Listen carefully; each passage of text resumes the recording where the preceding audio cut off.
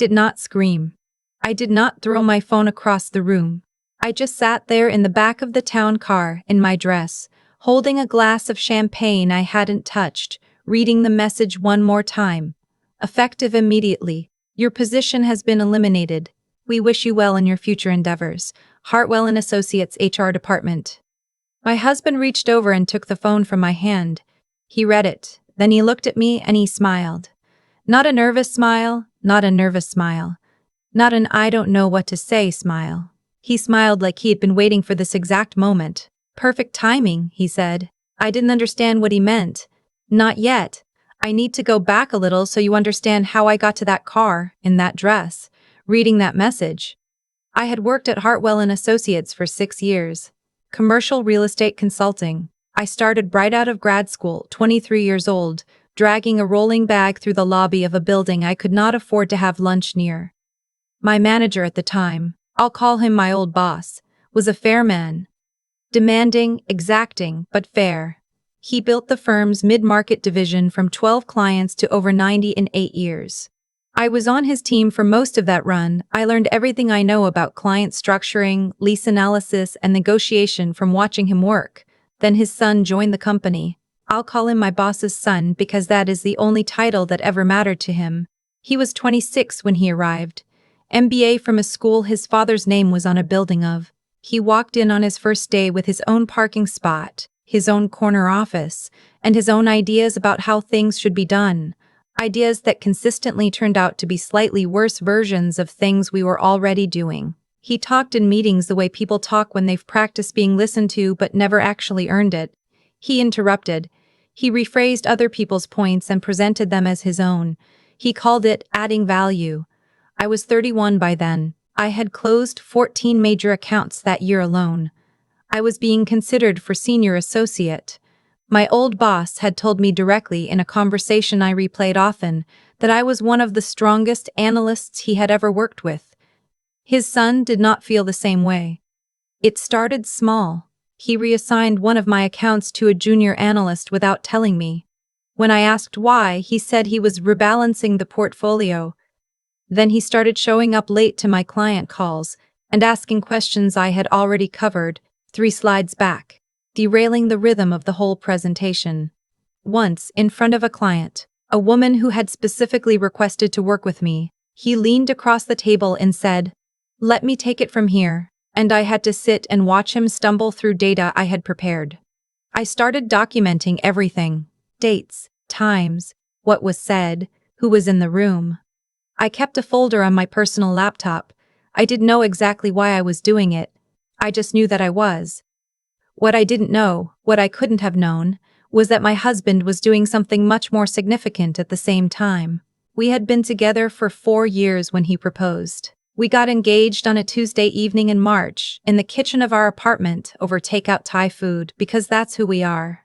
No choreography, no audience. Just him and me, and a ring he had picked out himself without asking my best friend for advice that was really just permission. We set the wedding for late October. Small, 40 people.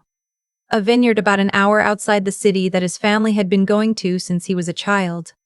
His family, I need to explain his family. My husband's father had built a private equity firm over 30 years that nobody outside of a very specific financial world had heard of, but that quietly held stakes in 14 different companies across commercial real estate, logistics, and regional banking.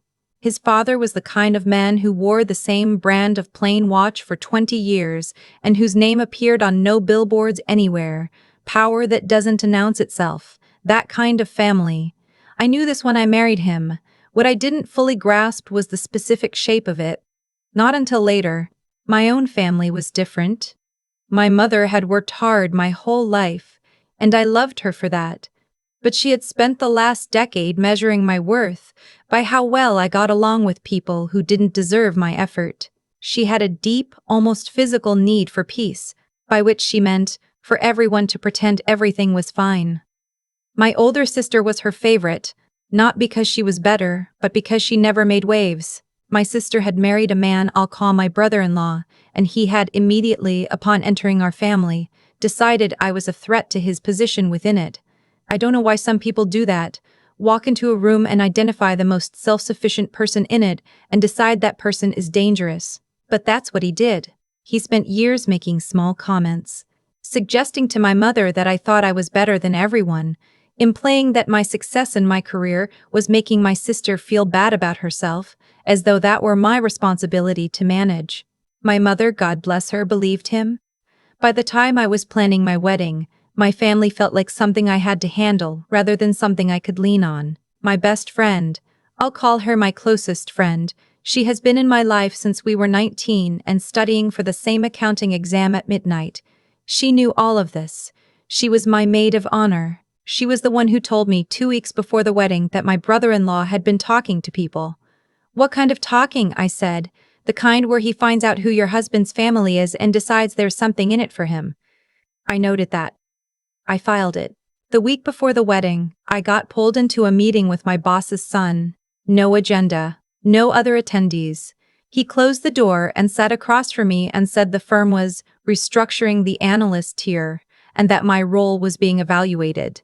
I had heard this kind of language before. It is the language people use when they want to fire someone but don't want to say the word fire. Is there a timeline on this evaluation? I asked. Soon, he said. I thanked him for his transparency, which is the professional way of saying nothing, while communicating that you heard exactly what was said. I went home and told my husband. He listened. He asked 2 questions, whether I had my documentation and whether I had kept copies somewhere other than my work laptop. Yes, I said, and yes. He nodded like I had answered a different, more important question than the one he'd asked. The morning of the wedding, I woke up at 6. I made coffee. I sat at the window of our hotel room. We had taken a suite at the Vineyard the night before, and I watched the sky go from black to gray to a kind of pale gold that felt almost deliberate. My closest friend arrived at 7 with a bag full of things I needed and a calm I was grateful for. We didn't talk much while she helped me get ready. We didn't need to. There's a certain kind of friendship where silence is just a comfortable room you both already live in. My sister arrived at 9. She was in the wedding. My mother arrived 20 minutes later. The tension arrived with them. My brother-in-law was not allowed in the bridal suite that had been established, but his fingerprints were all over my sister's energy that morning. She kept checking her phone. She kept having small, murmured conversations just outside my line of sight. My mother kept touching my arm and saying I looked beautiful in a way that sounded like she was apologizing for something she hadn't told me yet. I noted all of it. I kept getting ready. The ceremony was at 2 in the afternoon. 40 people on the lawn. The kind of October day that feels like the season's last gift. Warm enough for bare arms in the afternoon, cool enough by 5 to want someone's jacket around your shoulders. My husband cried at the altar. He doesn't cry easily. He looked at me walking toward him, and his whole face changed, like something he had been holding steady for a long time finally didn't have to work so hard. I thought about that later. What that look meant. What he already knew. We said our vows. We were married. We took photographs on the hill behind the vineyard while our guests had cocktails. That was when my phone buzzed. I almost didn't look at it. My closest friend had my phone in her bag and she pulled it out to show me because she thought it was the photographer's assistant with a logistics question. It wasn't. Effective immediately. Your position has been eliminated. I read it twice. I handed it back to her.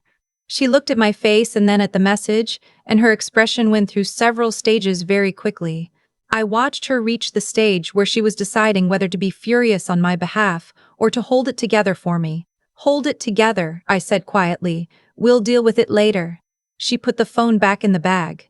My husband found us during photographs. He could tell from something in my face. He took my phone, read the message, and looked at me. That was when he smiled. Perfect timing, he said again. And then, leaning close so only I could hear, trust me. The reception began at 5. The vineyard's barn had been strung with the kind of warm light that makes everyone look like they're in the middle of the best memory of their life. Long tables, flowers from a farm 20 minutes away, a band my husband had chosen who were too good for the budget, but who he had insisted on because music mattered to him. We were halfway through dinner when I became aware of a change in the room's temperature. Not the actual temperature. The social temperature. That shift that happens when something is wrong and people can feel it before they can name it. My brother-in-law had gotten up from his seat. He walked toward our table and he had a look on his face that I had seen before. The look of someone who has been rehearsing something and is now finally about to perform it. My sister was watching from her seat, not moving, her face unreadable in a way that told me she knew what was coming. He stopped at the end of our table and he said loudly enough for the surrounding tables to hear that he had something he wanted to share. He said he had some information about my husband's family that the guests might find relevant. He used the word interesting twice. The room got very quiet the way rooms do when they sense something has gone wrong. My husband set down his fork. He didn't stand up. He didn't raise his voice. He said calmly, "Sit down." My brother-in-law did not sit down. What happened next happened quickly. He said something about a financial arrangement. Something he clearly believed was damaging. Some piece of information he had found or been given. And he said it like a man pulling a pin from a grenade he expected to detonate. It didn't detonate. My husband looked at him with an expression I can only describe as someone watching a child try to explain something they fundamentally don't understand. He said 3 sentences. I won't reproduce them exactly. But they had to do with the nature of the information, where it had actually come from, and who had made sure it existed in the specific form my brother-in-law had found it. My brother-in-law's face changed. My husband had known. Not that something like this would happen. He couldn't have known the specific shape of it. But he had understood who was in our life and what they might do. He had prepared for it. My mother stood up. I don't know what she intended, but she walked to me and she put her hand on my face, and she said something under her breath that I think was meant to be affectionate, but landed as blame. The implication that I had invited this chaos, that being close to wealth was a provocation I was responsible for. I took her hand gently off my face. I said clearly enough for the people nearest to hear, "Not tonight, Mom." She started to respond. My closest friend appeared at my side as she always does, like a person who has spent 20 years learning exactly when to show up. She guided my mother toward the edge of the conversation with the kind of quiet authority that doesn't leave room for argument. The vineyard's coordinator, a woman I had never met before but who I will be grateful to for the rest of my life, walked over to my brother-in-law and my sister and said that she was going to need to ask them to step outside. She said it pleasantly, like someone offering an upgrade, but she said it in a way that made it clear there was no version of the next 5 minutes where they remained in that room. They left. My mother left with them. The room held its breath for approximately 8 seconds. Then the band started playing again and someone laughed and the breath released. My husband reached under the table and found my hand. "Still with me?" he said. "Obviously," I said. "Later. Much later." We were in the suite, my dress over the back of a chair, the lights down, the sounds from the barn finally quiet. I asked him to explain. So he did. He told me that 2 months earlier a colleague of his father's had mentioned, in passing, that someone had been making inquiries, asking specific questions about the family's holdings, their structure, looking for anything that might be useful. His father had traced the inquiries back quickly. They had led to my brother-in-law. He thought he could find leverage, my husband said. He wanted money. Or access. Probably both. "Why didn't you tell me?" He was quiet for a moment. "I thought about it, but you had 6 things you were managing at once. And I knew that if I told you, you'd spend the next 2 months trying to fix it instead of just letting us handle it." "That's frustratingly reasonable," I said. "I know. I'm still annoyed. That's also reasonable." What they had done, his father's people, was subtle. They had allowed a certain piece of information to exist in a place where my brother-in-law could find it. It looked from the outside like a liability, a gap in the structure, the kind of thing someone with bad intentions would think was a weapon. It was not a weapon. It was, in the technical language his father's attorneys used, a clean trap.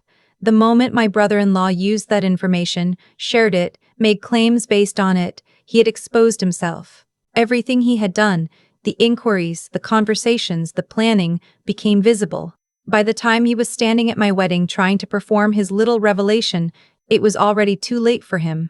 3 weeks after the wedding, he was removed from the board of the small investment company he had managed to attach himself to by virtue of claiming proximity to my husband's family.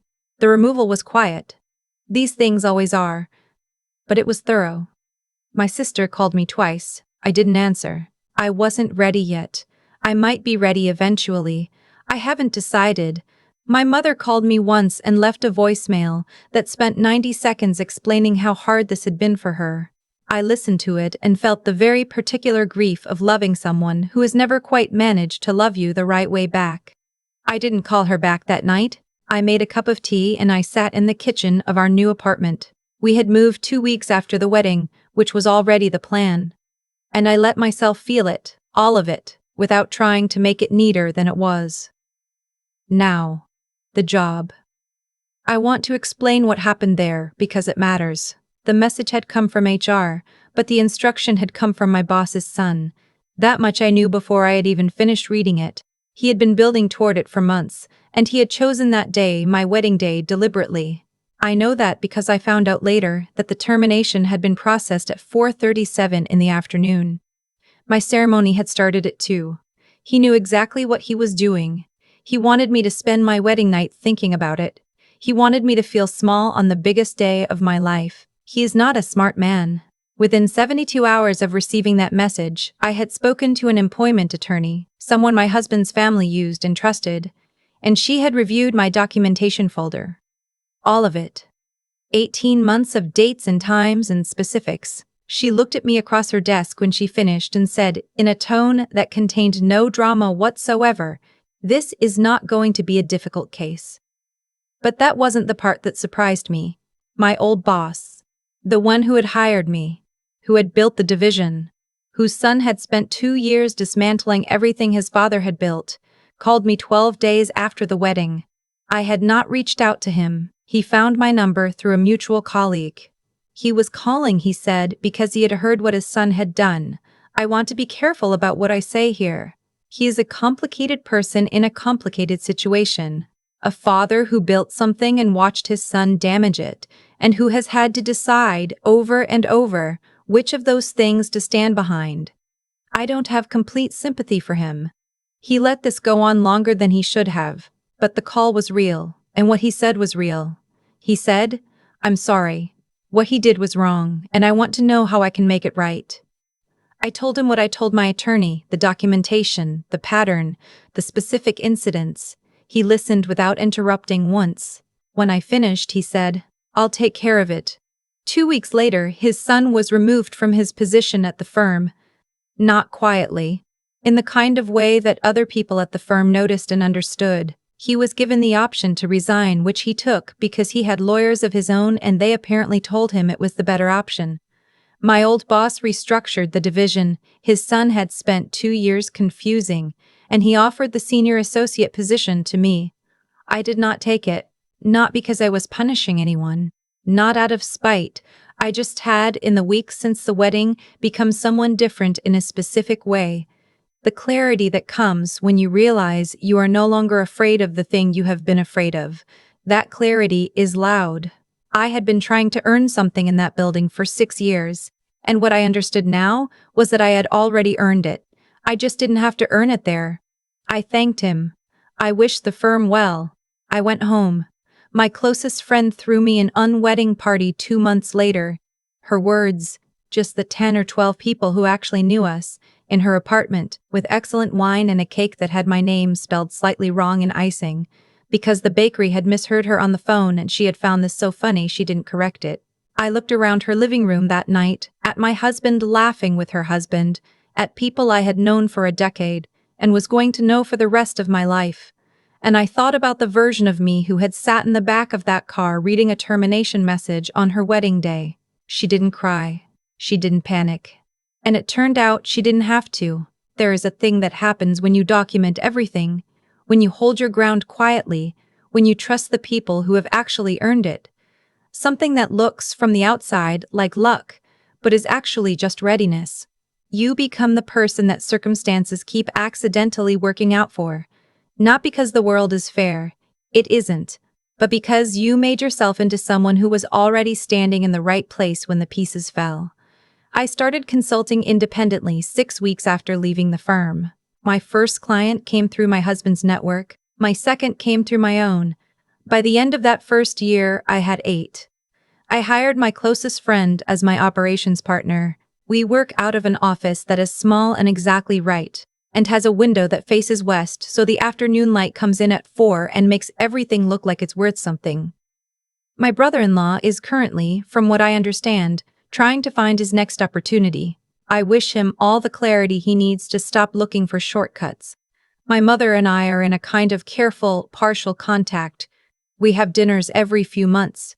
She does not bring up my brother-in-law. I do not bring up the voicemail. It is not what I would have chosen, but it is honest, and I have made my peace with the fact that some relationships are held together by what you agree not to say. My sister reached out finally, 7 months after the wedding. Not an apology exactly, more like an opening. A text that said she missed me and asked if we could talk. I sat with that message for 3 days before I answered. I said yes. We're talking. It's slow. It's real. My husband and I went to Italy for 2 weeks in the spring. We had not taken a honeymoon right away. Too much happening. Too many things to handle. So we went late, and it was better for it. We had things to celebrate by then that we couldn't have named in October. On the last night, sitting outside a restaurant in the kind of evening that feels like something a novelist invented, he asked me what I would do differently. I thought about it seriously. I would have documented even more, I said, and I would have trusted you sooner. He considered that. What would you have done differently? I asked. He thought for a moment. I would have told you about your brother-in-law. You were right to be annoyed about that. I nodded. I know. He refilled my glass. I didn't scream the day it all fell apart. I didn't cry, or panic, or beg for explanations I wasn't going to get. I just held still, and let the people who loved me work, and stayed exactly the kind of person I had been when no one was watching. And it was enough. It turned out it was more than enough. I've thought a lot about what actually happened, not the events themselves, but the mechanics underneath them. Why things unfolded the way they did. What made the difference. And I keep coming back to one thing. The people who tried to hurt me were always working from a position of fear. My boss's son fired me on my wedding day because he was afraid of what I represented, someone who had earned what he had only been handed. My brother-in-law walked into my reception with his little performance, because he was afraid that proximity to real stability would never be his if he didn't try to take it. Even my mother's need to smooth everything over to make it my fault came from fear. Fear of conflict, fear of choosing, fear of losing the version of the family she had decided to believe in. Fear makes people sloppy. It makes them act too soon, too loudly, with too much certainty about outcomes they haven't thought all the way through. I was afraid too for a long time. Afraid that documenting things made me paranoid. Afraid that trusting my husband's instincts over my own impulse to fight back immediately meant I was being passive. Afraid that keeping my composure when I wanted to scream made me look weak to the people watching. It didn't. What I understand now is that restraint is not the same thing as surrender. Holding still when everything in you wants to move is one of the harder things a person can do, and it is almost always the smarter one. I kept my documentation because it was the right thing to do, not because I knew I'd need it, and then I needed it. And it was there, and it was precise, and it was devastating to the people who had counted on me not being that organized. That's what I mean by intelligence being a form of character. It's not about being the smartest person in the room, it's about being the most honest one with yourself, about what is actually happening, about who people actually are, about what you actually want. I wasted years trying to manage my brother-in-law's opinion of me. The day I stalked, everything clarified. And the courage piece. I think people misunderstand courage. They think it looks like confrontation, standing up and saying the thing. But the courage that actually changed my life was quieter than that. It was staying when I wanted to leave. It was saying not tonight to my mother at my own wedding table, and meaning it without cruelty. It was letting my husband handle something I couldn't see yet, because I had decided he had earned that trust, and trusting people you love is its own kind of bravery. My boss's son is somewhere now figuring out what comes next for him. I genuinely hope he finds something honest to build. I don't carry anger about it anymore. Not because I've decided to be generous, but because there's nothing left in that direction worth my attention. What I carry instead is this: the version of me who sat in that town car, in her dress, reading a termination notice on her wedding day, and did not cry. She knew something, even before she could name it. She knew that the day was still hers, that no message sent at 4047 in the afternoon by a man with borrowed authority could take the actual thing she had built. She was right. I just had to catch up to her.